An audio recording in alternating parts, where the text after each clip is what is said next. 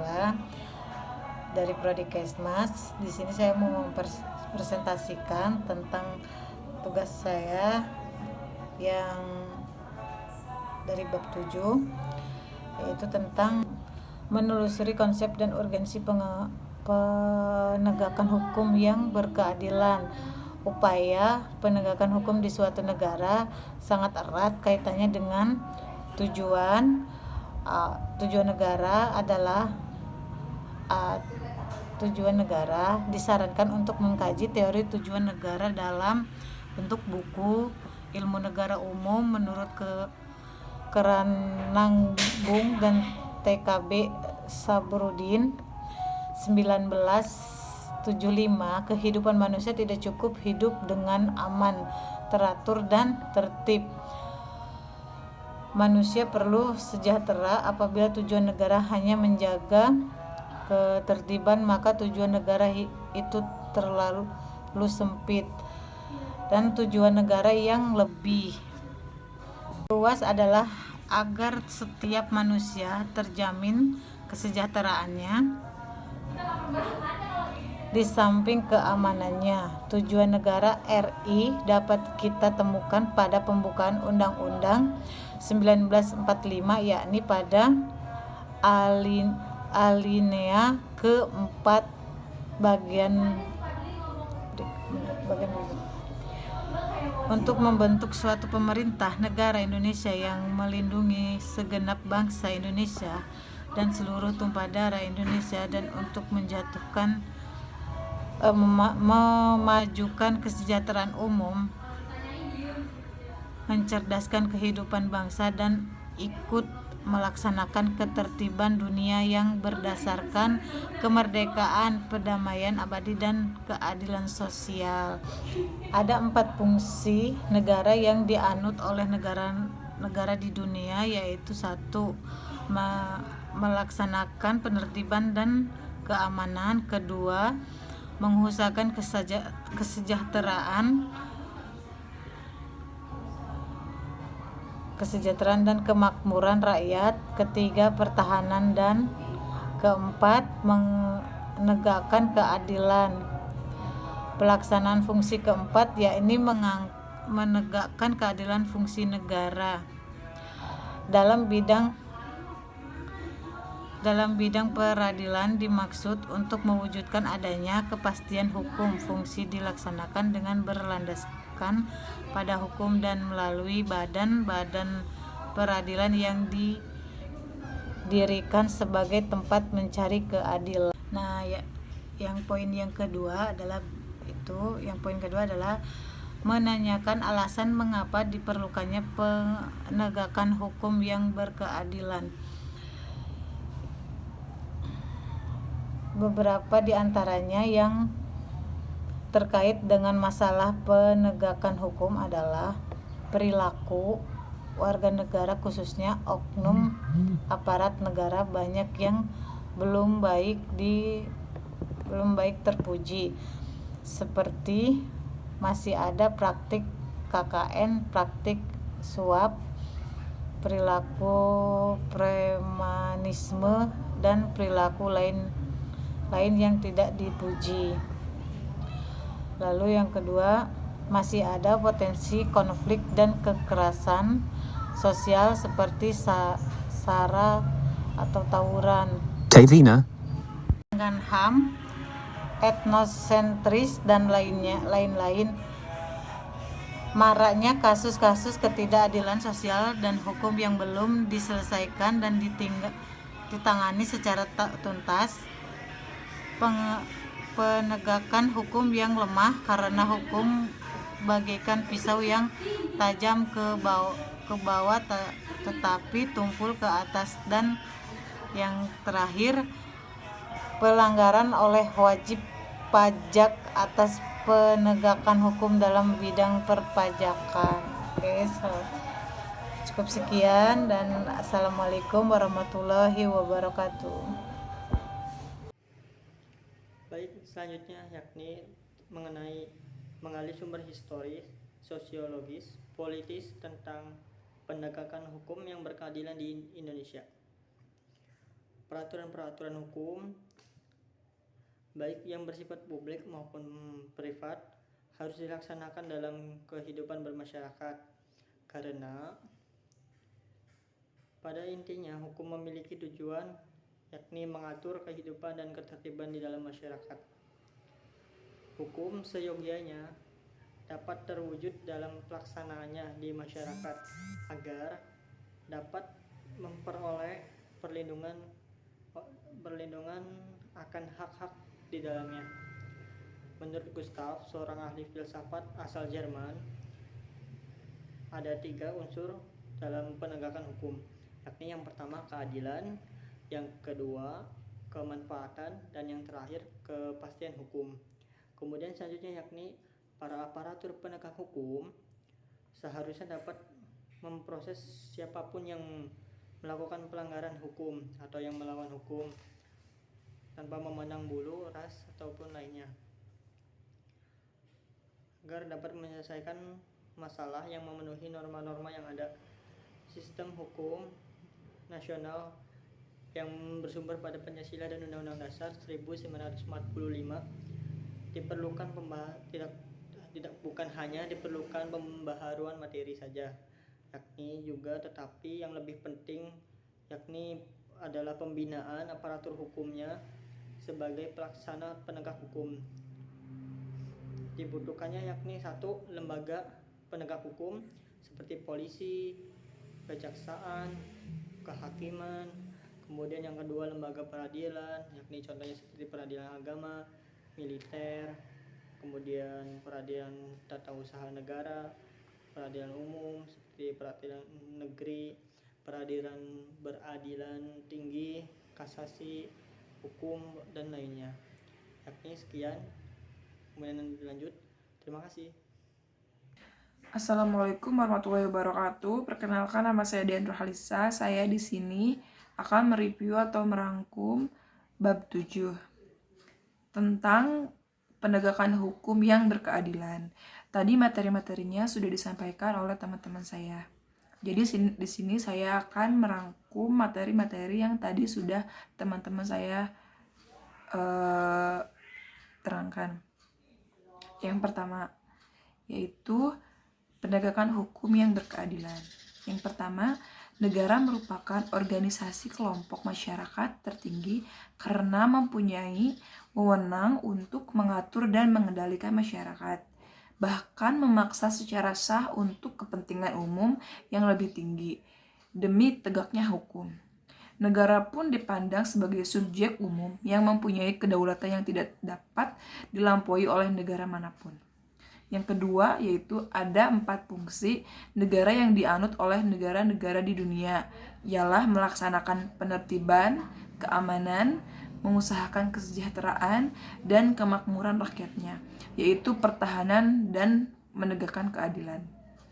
Yang ketiga yaitu penegakan hukum, bertujuan untuk meningkatkan ketertiban dan kepastian hukum dalam masyarakat sehingga masyarakat merasa memperoleh pengayoman dan hak-haknya terlindungi. Dalam menegakkan hukum terdapat tiga unsur yang harus selalu diperhatikan, yaitu yang pertama ada kepastian, kemanfaatan, dan keadilan hukum.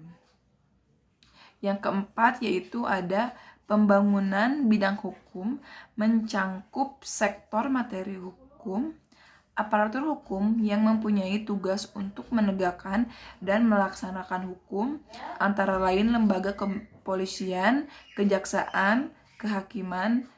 Lalu fungsi utama lembaga kepolisian adalah sebagai lembaga penyidik, sedangkan kejaksaan berfungsi utama sebagai lembaga penuntut, serta lembaga kehakiman sebagai lembaga pengadilan pemutus perkara.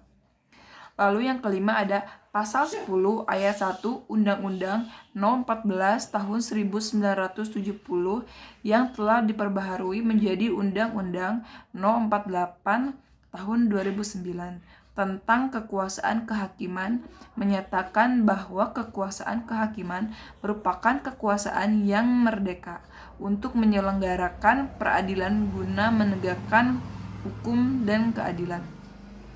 Kekuasaan kehakiman dilaksanakan oleh badan pengadilan dalam 4 lingkungan, yaitu peradilan umum, peradilan agama, peradilan militer, dan peradilan tata usaha negara.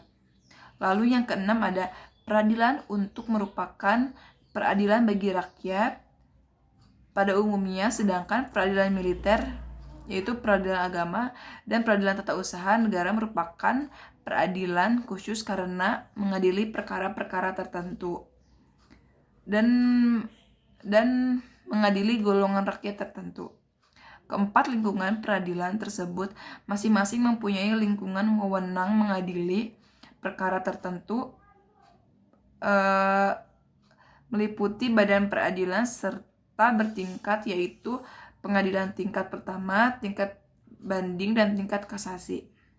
Yang ketujuh yaitu ada penegakan hukum di Indonesia masih menghadapi masalah dan tantangan untuk memenuhi tata keadilan masyarakat. Penegakan hukum sangat penting diupayakan secara terus-menerus untuk meningkatkan ketertiban dan kepastian hukum dalam masyarakat sehingga masyarakat merasa memperoleh perlindungan akan hak-hak dan kewajiban. Tadi itu yaitu rangkuman dari negara yang berhukum ya. Jadi di sini keadilan tuh harus ditegakkan. Kalau misalkan hukum itu jangan berpandang bulu karena hukum itu hak-hak setiap manusia.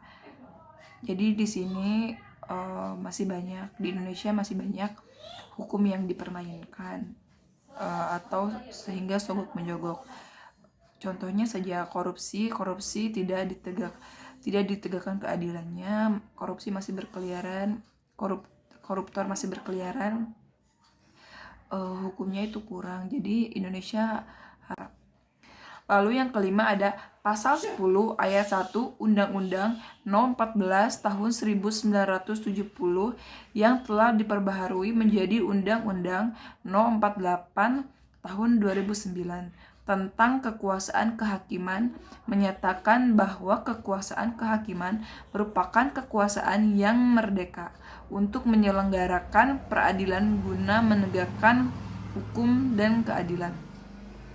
Kekuasaan kehakiman dilaksanakan oleh badan pengadilan dalam 4 lingkungan, yaitu peradilan umum, peradilan agama, peradilan militer, dan peradilan tata usaha negara. Lalu yang keenam ada peradilan untuk merupakan peradilan bagi rakyat pada umumnya, sedangkan peradilan militer yaitu peradilan agama dan peradilan tata usaha negara merupakan peradilan khusus karena mengadili perkara-perkara tertentu dan mengadili golongan rakyat tertentu. Keempat lingkungan peradilan tersebut masing-masing mempunyai lingkungan wewenang mengadili perkara tertentu, meliputi badan peradilan serta bertingkat, yaitu pengadilan tingkat pertama, tingkat banding, dan tingkat kasasi. Yang ketujuh yaitu ada penegakan hukum di Indonesia masih menghadapi masalah dan tantangan untuk memenuhi tata keadilan masyarakat. Penegakan hukum sangat penting diupayakan secara terus-menerus untuk meningkatkan ketertiban dan kepastian hukum dalam masyarakat sehingga masyarakat merasa memperoleh perlindungan akan hak-hak dan kewajiban. Tadi itu yaitu rangkuman dari negara yang berhukum ya. Jadi di sini keadilan tuh harus ditegakkan. Kalau misalkan hukum itu jangan berpandang bulu karena hukum itu hak-hak setiap manusia.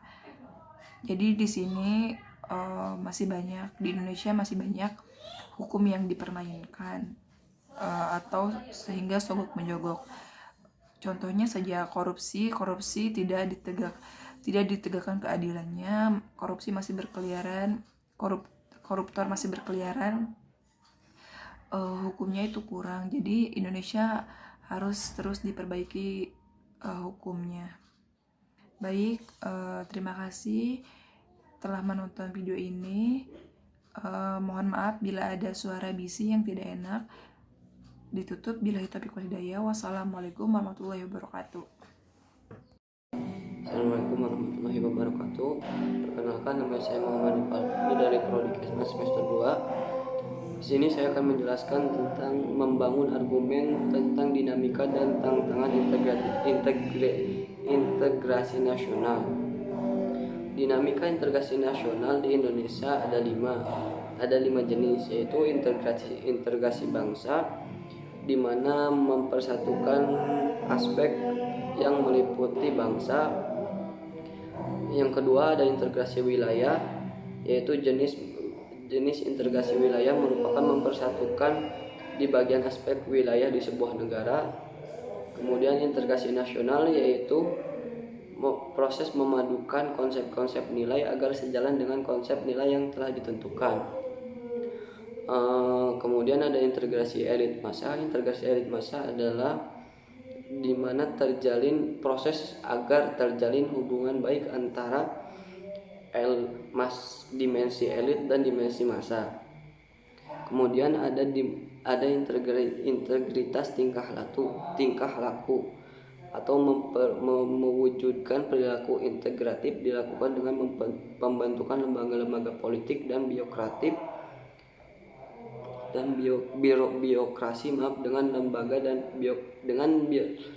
dan birokrasi yang terbentuk, maka orang-orang dapat bekerja secara terintegratif dalam suatu aturan dan pola kerja yang teratur, sistematis dan bertujuan.